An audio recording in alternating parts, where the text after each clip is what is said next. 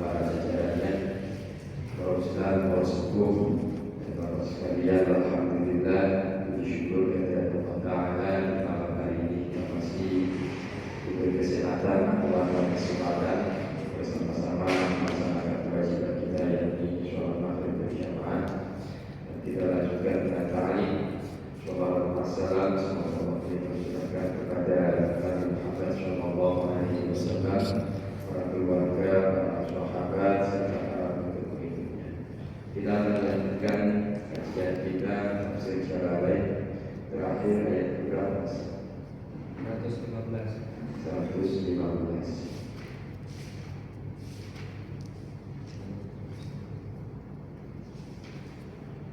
A'udzu billahi minasy syaithanir rajim. Bismillahirrahmanirrahim. Walillahil masyriq wal maghrib. Ya. Itu udah Ustaz. Udah.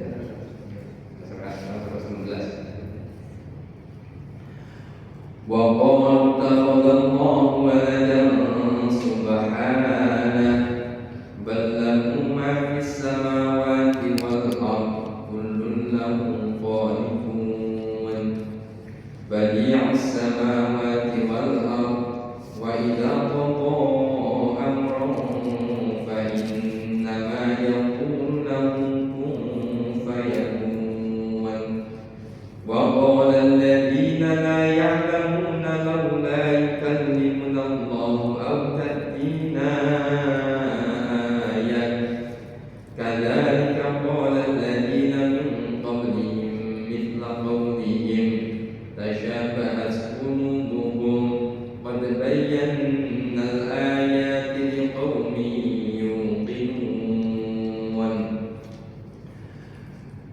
Wa qalu, dan mereka mengatakan, diwawi wa tunana bisa waqal, bisa waqala, waqal. Ada yang mengatakan waqala, ada yang mengatakan waqal. Al-Yahudi, yakni orang-orang Yahudi, wa Nasara, dan orang-orang Nasrani, wa man za'ama, dan orang yang mengira annal malaikata, sesungguhnya para malaikat banatullah adalah putri-putrinya Allah atau anak perempuannya Allah. Jadi ada orang yang meyakini bahwa malaikat ini adalah putrinya Allah. Malaikat itu perempuan. Kita ada keyakinan yang seperti itu. Wa qalu, mereka mengatakan ittakhadallahu walada, ittakhadha, menjadikan Allah walada, seorang anak. Seperti apa yang dikatakan oleh orang Nasrani, mengatakan bahwa Isa adalah putranya Allah. Kemudian orang-orang Yahudi mengatakan Uzair ibnullah, juga putranya Allah. Kemudian Allah Ta'ala berfirman subhan, maha suci Allah, tanzilhan lahuman, mensucikan Allah dari perkataan mereka orang-orang Yahudi dan orang-orang Nasrani. Maka ketika mengucapkan kalimat subhanallah, subhanallah, untuk lagi mensucikan Allah dari segala sifat yang kurang pada diri Allah Ta'ala. Jadi maha suci Allah, benar-benar harus mensucikan Allah. Atau paling tidak, kalau tidak bisa mensucikan Allah sesuci-sucinya, harus merasa bahwa diri kita ini adalah orang yang sangat kotor. Jadi kita merasa ketika baca subhanallah di dalam ruku, di dalam sujud, dan subhana rabbiyal azim wa bihamdi, dalam sujud subhana rabbiyal a'la wa bihamdi. Paling tidak, misalkan kita belum bisa hati kita mensucikan Allah dengan sesuci-sucinya dari hal-hal yang negatif, hal-hal yang kotor, paling tidak kita merasa bahwa diri kita ini adalah orang yang sangat kotor. Demikian juga ketika kita mengucapkan takbir Allahu Akbar, kalau belum bisa mengagungkan Allah seagung-agungnya, paling tidak kita merasakan bahwa diri kita ini adalah orang yang sangat kecil, orang yang sangat hina. Ya, di hadapan Allah kita ini kan makhluk bagian dari satu dari sekian miliar manusia. Kita ini kan satu dari, kalau sekarang kurang lebihnya hampir 8 miliar manusia di muka bumi. Satu dari 8 miliar, kira-kira banyak nggak? Satu dari 8 miliar, berapa 0,0%-nya? Sangat jauh. Kita ini satu dari sekian miliar manusia. Jenis manusia itu adalah satu dari sekian miliar makhluk Allah yang lain. Jenis manusia satu dari sekian miliar makhluk Allah yang lain. Berarti ya kita ini benar-benar sangat kecil. Mungkin ya dibilang gak ada harganya, ya gak ada harganya kita ini. Karena kalau mati pun kita mati nih. Sekarang mati, ya tidak berpengaruh untuk kehidupan dunia ini. Kita mati nih sekarang, kan nggak ngaruh. Bukan berarti kita mati kemudian terjadi gempa bumi, enggak. Tidak berpengaruh apa-apa. Paling ya keluarga sedih, istri kita setia, mungkin ya 7 hari. Udah lama bener itu 7 hari. Anak, istri nangis 7 hari udah lama bener. Ini nangis ya paling nangis terus-terusan sejam itu mungkin. Nangis terus-terusan sejam. Lalu datang keluarga nengok nangis lagi 5 menit udah kelar. Udah 3 bulan masa idah kelar, nikah lagi ya laki lain. Kan keluarga pun ya pengaruhnya sangat sedikit gitu. Artinya nggak usah kita merasa bahwa kita ini adalah orang yang istimewa, nggak usah merasa seperti itu. Ya memang kita seperti itu. Hakikatnya yang memang begitu. Tetapi kalau melihat orang lain itu melihat kita, kalau kita ini bukan siapa-siapa. Tapi untuk melihat orang lain, mereka adalah sama-sama ciptaan Allah Ta'ala yang harus benar-benar kita hormati, kita hargai, kita sayangi. Kalau melihat orang lain, kalau melihat kita seperti itu gambarannya. Sehingga ada doa itu begini, Allahumma ij'alni fi 'aini shaghira wa fi a'yunin nas kabira. Ya Allah, jadikan aku ini adalah orang yang kecil di mata. Dan di mata orang lain ini adalah orang besar. Ada doa seperti ini. Jangan kebalikannya. Kita merasa diri kita orang besar, orang lain jadi kita orang biasa-biasa aja. Jadi kan kadang orang seperti itu, ngerasa dirinya orang besar, tapi padahal bukan siapa-siapa.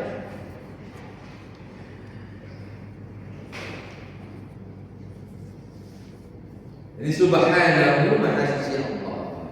Allah tidak mungkin memiliki sifat yang kurang, termasuk Allah menjadikan diri seorang anak atau memiliki anak. Bukan sama, nantinya akan sama dengan makhluk. Sedangkan Allah memiliki sifat mukhalafatu lil hawadith, berbeda dengan makhluk. Ballahu ma fis samawati wal ardh.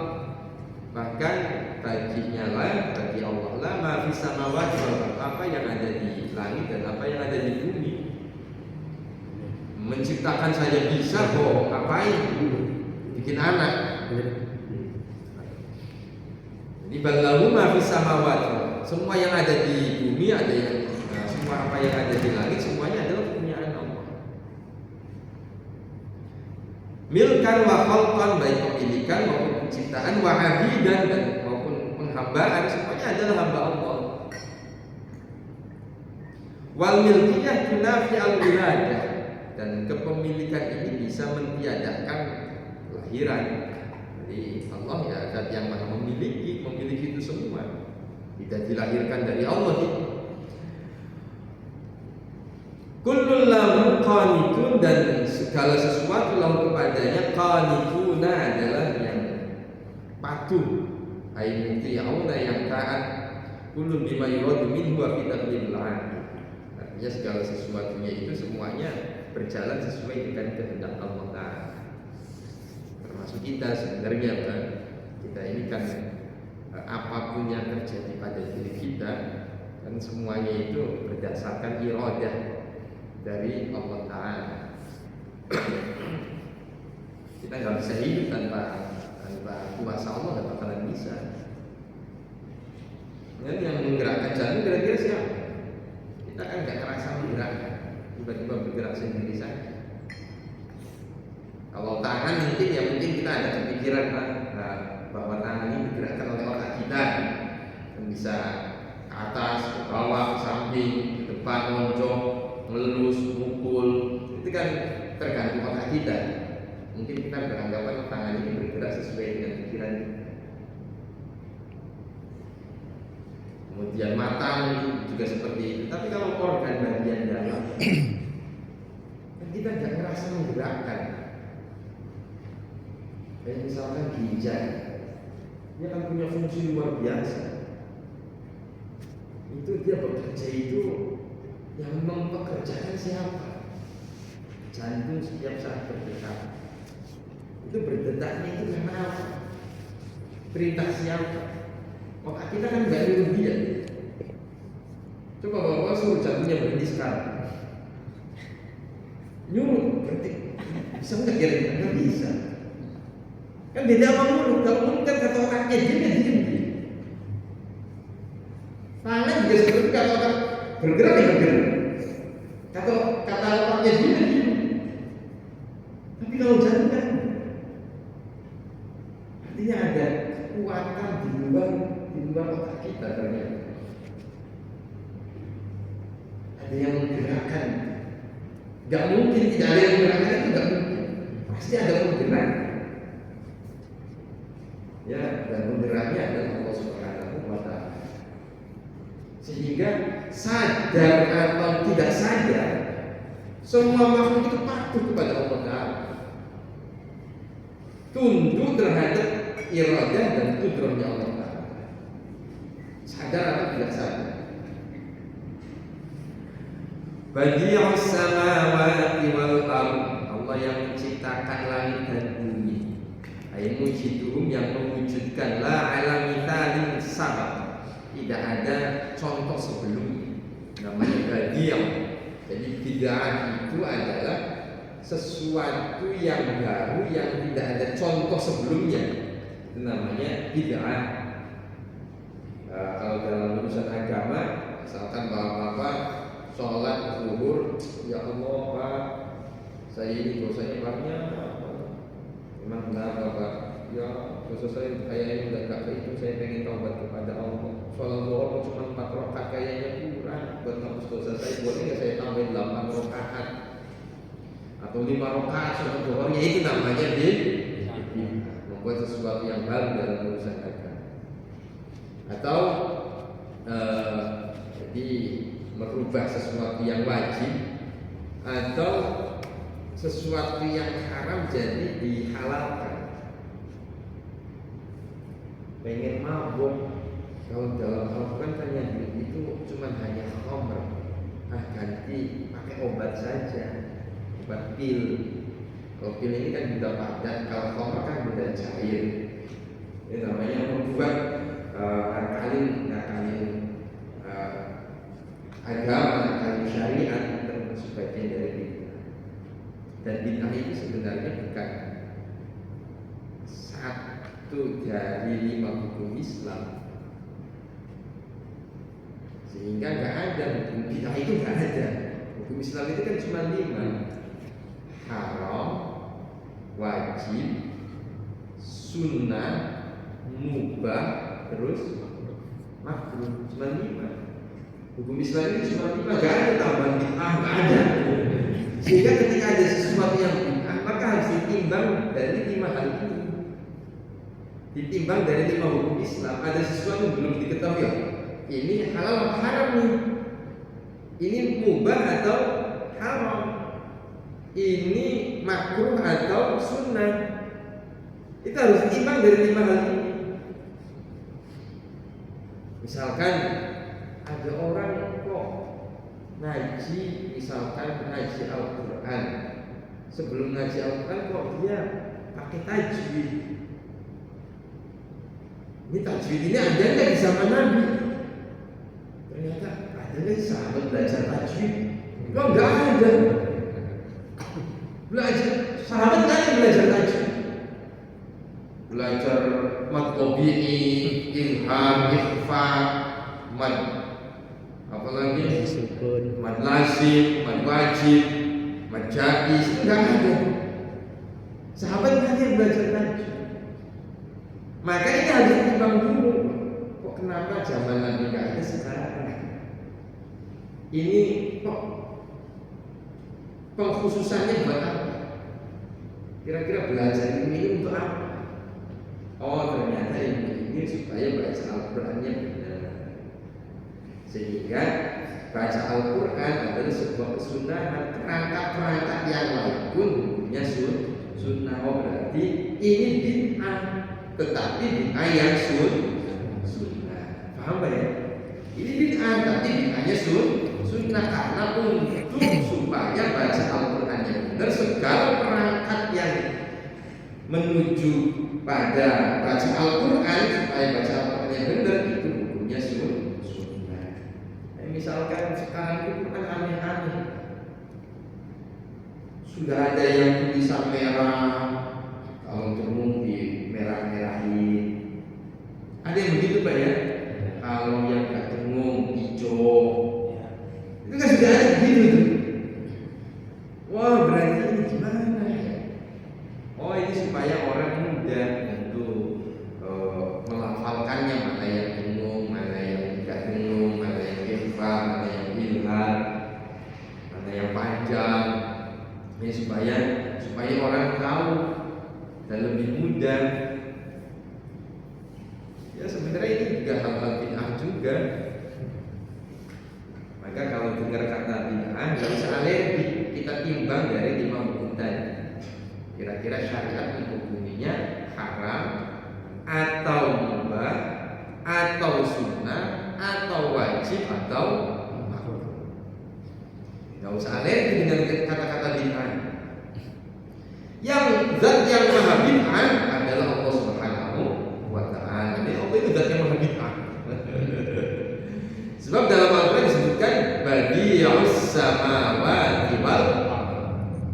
Allah menciptakan sesuatu yang tidak ada contoh sebelumnya. Kita ini kan apa nih? Diciptakan nih manusia. Allah nyiptain kita.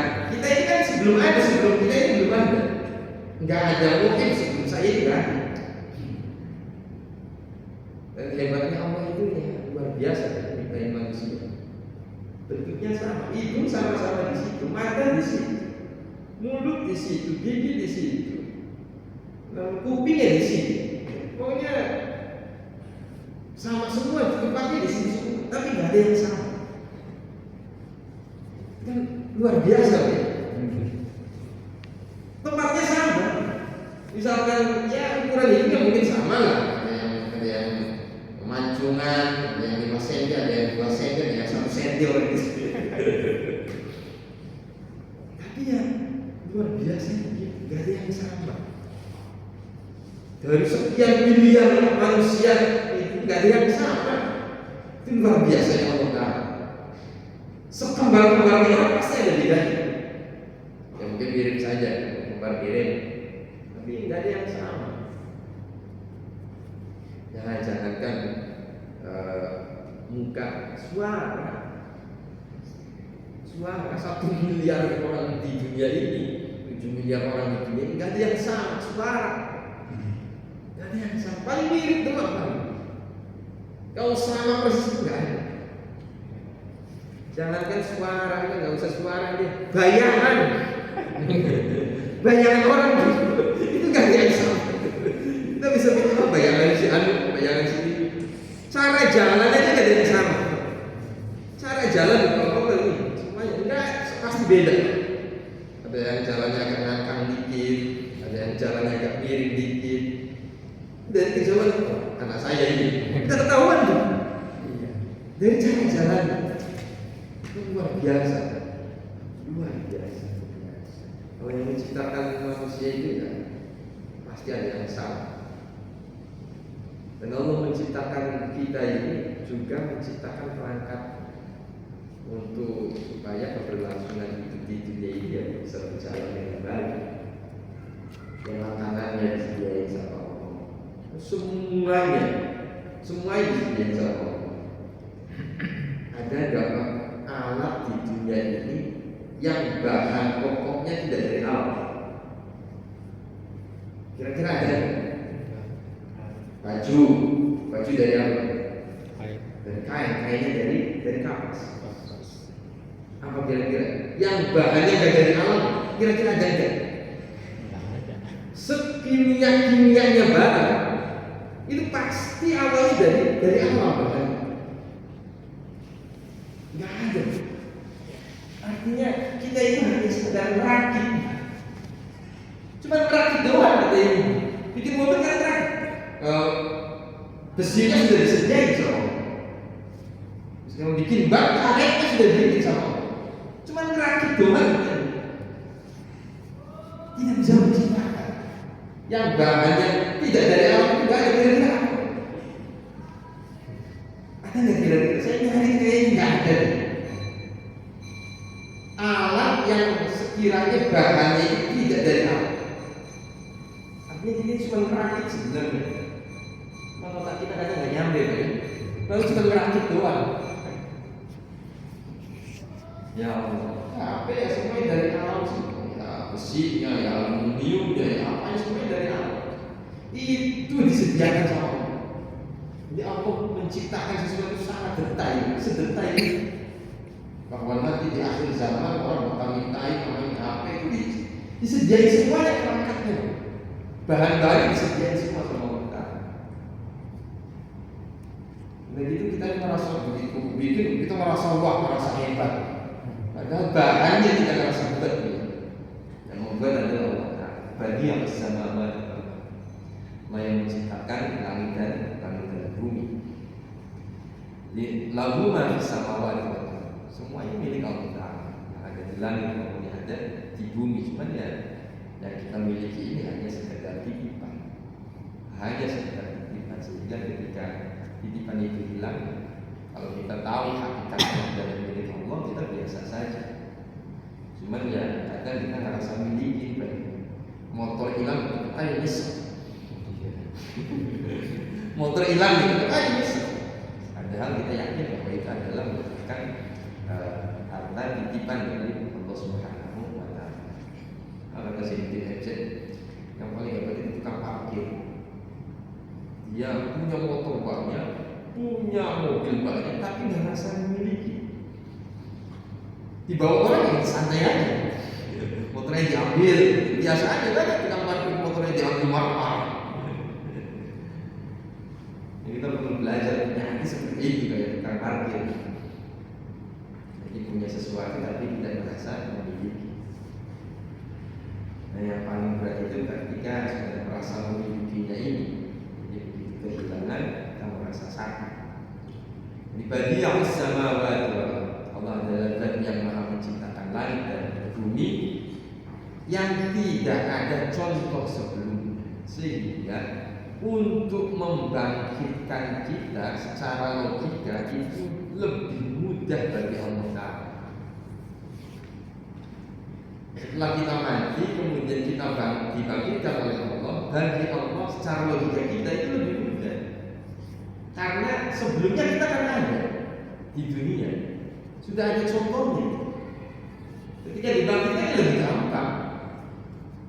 Kalau kita di dunia lahir kan sebenarnya gak ada contohnya. Orang kayak kita itu gak ada. Tapi ketika dibangkitkan nanti lebih mudah bagi Allah Ta'ala. Kalau sudah ada contohnya, kita ini sudah pernah hidup.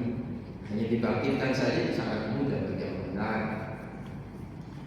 Wa idza qadha amran, wa idza qadha, dan ketika Allah menghendaki amran satu urusan, ijadahu untuk mewujudkannya, fa inna ma yaqulu, maka sesungguhnya Allah mengucapkan lalu kepadanya kun, jadilah, fayaqulu, maka sesuatu itu akan jadi.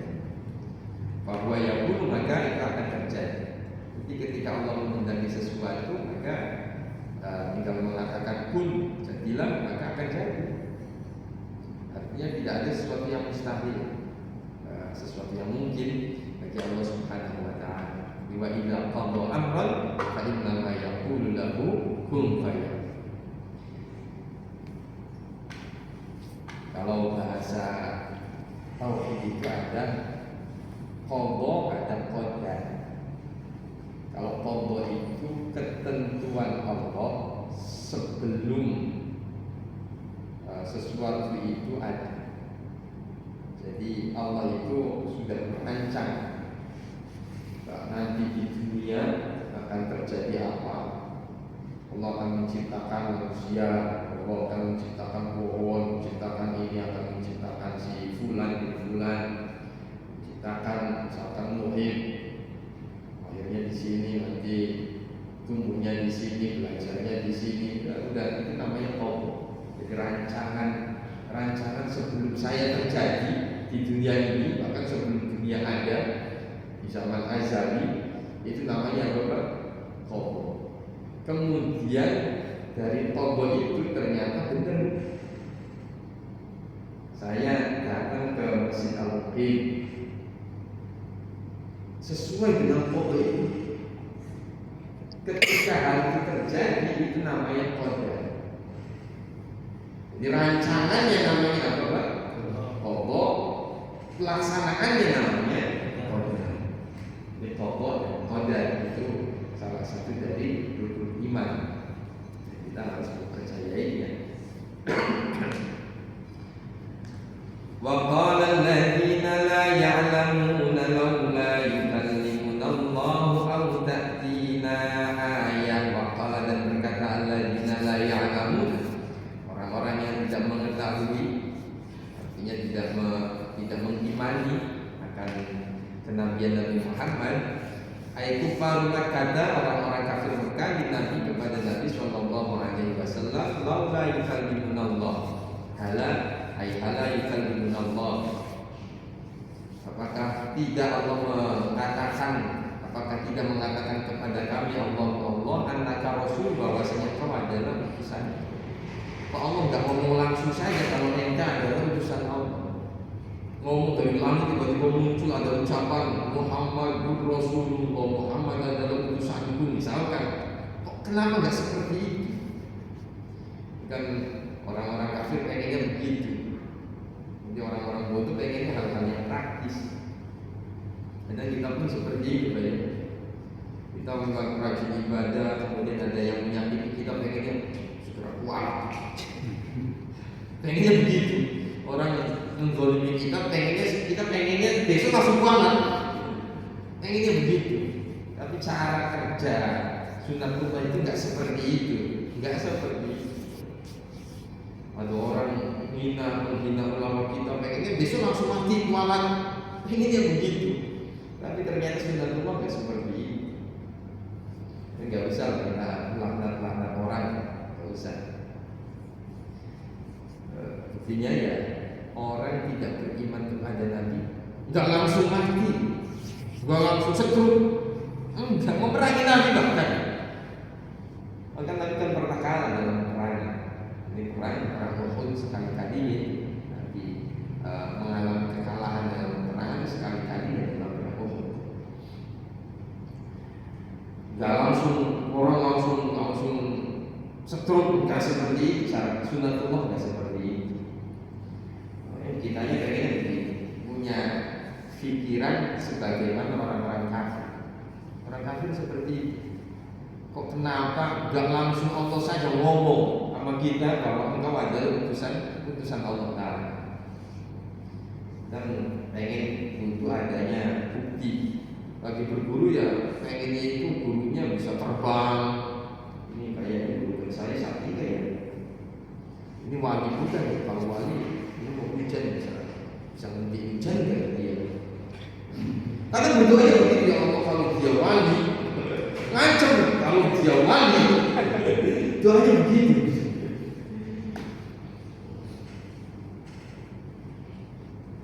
Dan doanya kadang sering-sering ngancam begitu. Saya dulu cara haul itu motor mogok, kempes dari jam 12 sampai jam 3 baru ketemu itu. Baru ketemu kapal lebar, langsung mancing tuh aja begitu.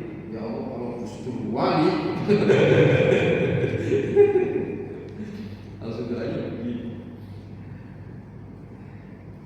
Ternyata ya doa seperti itu kadang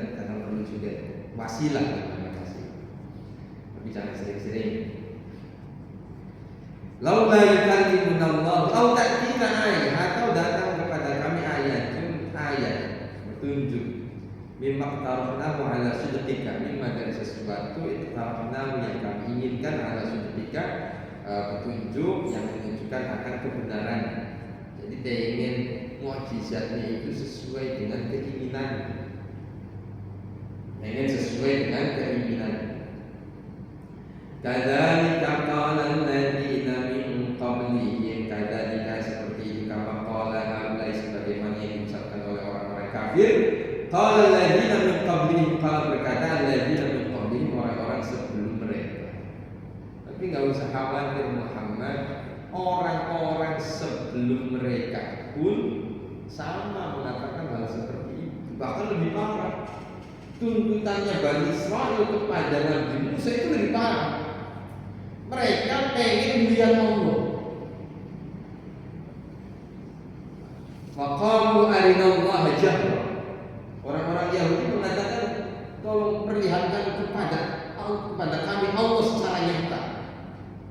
Itu orang Bani Israil pengen melihat Allah secara nyata.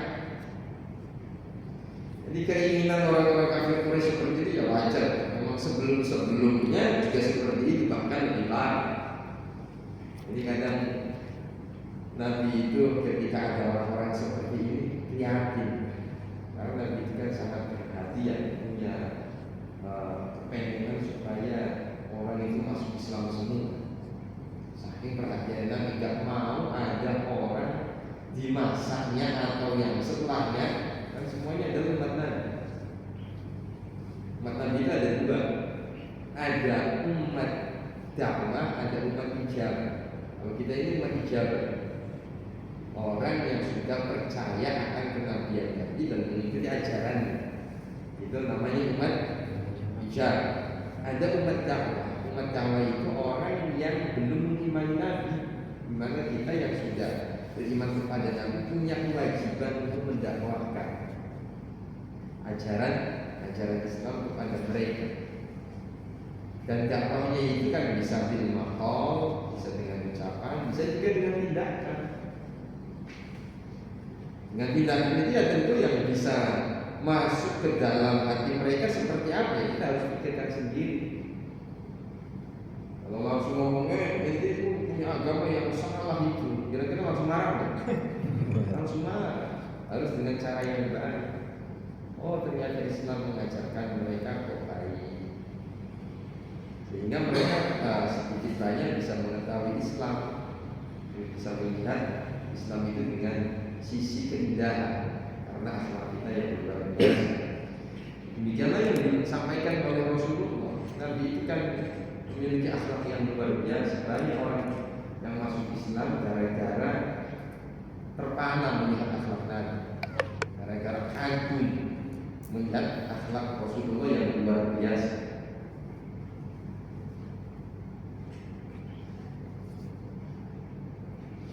Tasyabahat qulubuhum, hati mereka ya serupa, sama-sama kafir, sama-sama tidak beriman kepada Allah, fil kufri, dalam kekufuran, wal inadi, dan pembangkangan. Fihi tasliyatun lin Nabi sallallahu alaihi wasallam. Ini bisa mengagumkan hati Nabi Muhammad sallallahu alaihi wasallam. Oh ternyata umat sebelum saya juga melakukan hal-hal seperti itu. Nabi kan kepikiran. Qad bayyana al-ayati liqaumin yuqinun. Qad bayyana, sungguhlah kami jelaskan al-ayat, beberapa ayat, liqaumin, bagi kaum yuqinuna yang meyakini, yu'allimuna annaha ayat, yang mengetahui bahwasanya itu adalah merupakan tanda kebesaran Allah, akan kenabian Nabi Muhammad, fayu'minuna, maka mereka akan beriman. Faqtirahu ayatin ma'ana ta'annudun, maka tuntutan mereka terhadap ayat itu adalah merupakan pembangkangan. Mereka menuntut ini, menuntut itu, sebenarnya adalah karena ketidakpercayaan mereka kepada Nabi. Kalau misalkan orang kalau sudah tidak senang, dasarnya sudah tidak senang, maka mereka akan menuntut yang sekiranya itu tidak bisa dilakukan oleh orang tersebut. Karena dasarnya sudah nggak sih. Mau diapain tidak bakalan senang lagi, tidak bakalan beriman. Inna arsalnaka, inna sesungguhnya kami arsalnaka, kami mengutusmu ya Muhammad, wahai Muhammad, bil haqqi, dengan benar, bil huda, dengan petunjuk, basyiran. Salah satu tugas Nabi adalah memberikan kabar gembira, man ajab, orang yang menijabah ilahi terhadap Nabi, bil jannati, dengan surga. Nabi itu punya tugas basyiran wa nadhira. Basyiran artinya memberikan kabar gembira bahwasanya orang yang beriman akan dimasukkan ke dalam surganya Allah Ta'ala, wa nadhira, dan orang yang memberikan peringatan, alam yujib ilaihi, yang tidak mengijabah terhadap dakwah Nabi, dinari, memberikan peringatan akan neraka. Tugas Nabi itu basyiran wa nadhir. Orang yang melakukan maksiat akan mendapatkan ini, orang yang melakukan taat akan mendapatkan ini. Itu adalah tugas Nabi. Dan kita pun sudah seharusnya belajar untuk menjalankan perintah dan belajar untuk menghentikan diri kita dari keburukan, dari kemaksiatan. Yang sudah saatnya. Mau kapan lagi? Mulai saat ini. Jadi kebiasaan kita yang kayaknya buruk, jauh dari syariat, belajar kita hentikan. Misalkan ya keburukan dari mulut, keburukan dari mata, dari telinga, dari tangan, dari kaki, dari semua anggota tubuh. Sekiranya itu sudah menjadi kebiasaan kita hentikan. Belajar untuk menghentikan diri dari keburukan. Kemudian setelah itu baru memperbaiki diri, memperbaiki hati. Di hati kita perbaiki. Dan sesekali kita mendengarkan ucapan hati, kira-kira dia lagi ngomong apa. Kalau ngomong buruk ya berarti kita bersegera beristighfar. Hati ngomong tentang orang lain dan merendahkannya, oh berarti hati kita ini punya penyakit namanya sombong. Karena hati kita merendahkan orang lain, maka segera istighfar. Kita berangkat ke masjid, kok hati ada keinginan pengen mendapatkan pujian dari orang lain, oh berarti hati kita ini kena penyakit namanya riya. Jadi ya belajar sedikit-sedikit untuk koreksi hati kita, kira-kira hati kita ini punya penyakit apa. Sampai kita juga berusaha semaksimal mungkin untuk menjalankan perintah Allah, baik yang sunnah maupun yang wajib, dan menjauhi larangannya semaksimal mungkin. Kita punya kebiasaan buruk apa nih? Kita hentikan. Kita suka bohong, misalkan kita berhenti bohong. Kita suka misalkan mata kita suka melihat hal-hal yang tidak baik, sudah berhenti. Jadi berhenti untuk melakukan kebiasaan-kebiasaan buruk. Dan dikhawatirkan, sangat dikhawatirkan meninggal dalam keadaan kita sedang melakukan keburukan. Itu yang paling kita takutkan. Dan sampai kita meninggal dalam keadaan sedang melakukan keburukan. Karena bagaimana? Yang namanya maksiat itu punya dampak. Bukan hanya di akhirat, juga punya dampak di dunia. Itu maksiat. Apapun jenis maksiat itu pasti punya dampak buruk. Bukan hanya di akhirat tapi juga di dunia.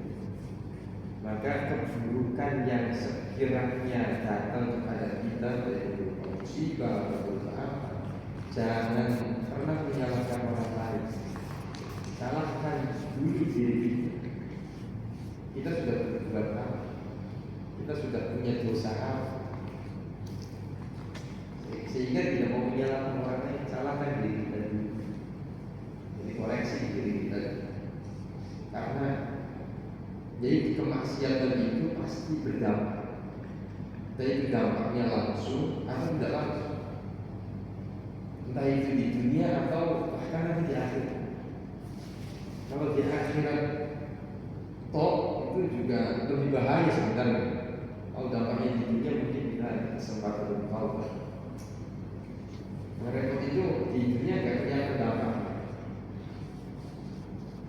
Tapi nanti di akhirat ada.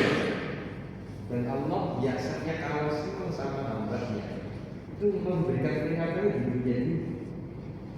Kita punya dosa dikasih peringatan dulu sama Allah. Itu masih lebih daripada dia dikasih peringatan. Kalau Allah murka sama seseorang, gak senang sama orang, itu sengaja. Di dunia ini dibiarkan jaya, dibiarkan kaya, dibiarkan sehat, dibiarkan semua sama Allah. Kayaknya hidupnya mulus-mulus saja. Supaya apa? Supaya nanti di akhirat begitu dimasukkan ke dalam neraka itu Allah memberikan hukumannya sangat berat. Kalau saya terhadap hambanya, Allah itu kasih di dunia dulu, dunia dikasih ujian supaya benar-benar bisa kembali kepada Allah Subhanahu wa Ta'ala. Dan gak usah nunggu lah, gak usah nunggu kita dikasih peringatan dulu. Kita sudah mulai belajar untuk menjalankan perintah Allah apapun perintahnya, terutama yang wajib, syukur yang sebenarnya kita jalankan. Kemudian segala bentuk keburukan kita hindari. Dan itu adalah merupakan salah satu tugas Rasulullah SAW, bahwa Nabi itu inna arsalnaka bil haqqi basyiran wa nadhiran. Basyiran memberikan kabar baik kepada orang-orang yang taat, nadhiran memberikan kabar buruk terhadap orang-orang yang membangkang terhadap perintah Allah. Wala tus'al an ashabil jahim, wala tus'al, dan tidak bisa kamu pertanyakan an ashabil jahim, dari orang-orang penghuni neraka al-jahim. Ayat kufar lam yu'minu, kenapa mereka tidak beriman? Gak usah dipertanyakan sebelumnya. Kenapa dia gak mau beriman? Apa saya dakwahnya salah atau gimana? Itu gak usah dipertanyakan seperti itu. Inna ma'alaikal balagh, sesungguhnya engkau hanya menyampaikan saja. Mereka beriman atau tidak beriman ya terserah mereka. Mereka mau patuh terhadap ucapanmu atau tidak ya bukan kewajiban. Engkau hanya menyampaikan saja, kewajiban kita hanya menyampaikan.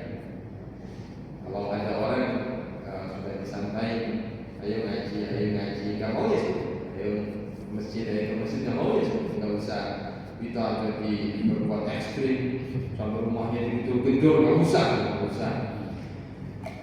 Di innama alaikal balagh, tugas kita, bahkan tugas Nabi Muhammad sendiri hanya menyampaikan saja.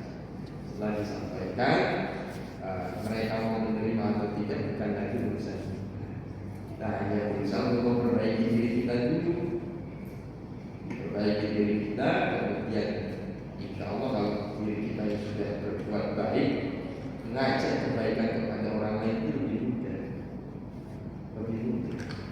Apalagi ketika yang disampaikan itu dari dalam hati. Sebab kullu ma sadara minal qalb wasala ilal qalb. Segala sesuatu yang keluar dari hati insya Allah juga akan sampai ke dalam hati. Dan hal ini juga berlaku bukan hanya ketika bapak-bapak apalagi ini ke teman lain, nasihati teman, tapi juga kepada kita.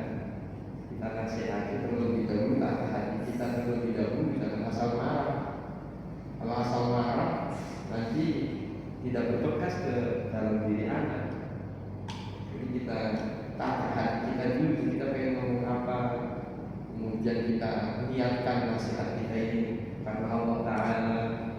Jadi kita tata hati dulu. Ketika nasihat itu keluar dari hati, maka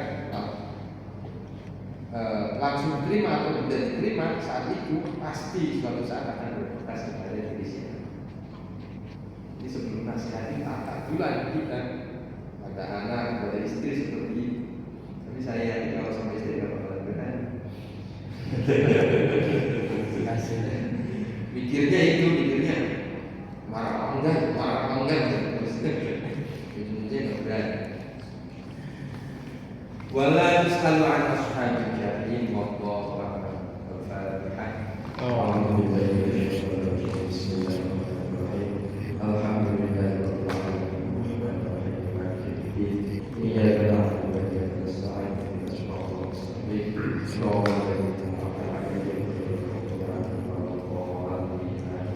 Bismillahirrahmanirrahim. Wal 'ashri innal insana lafi khusr illa alladziina aamanu wa 'amilus shalihati wa tawashaw bil haqqi wa tawashaw bis sabr.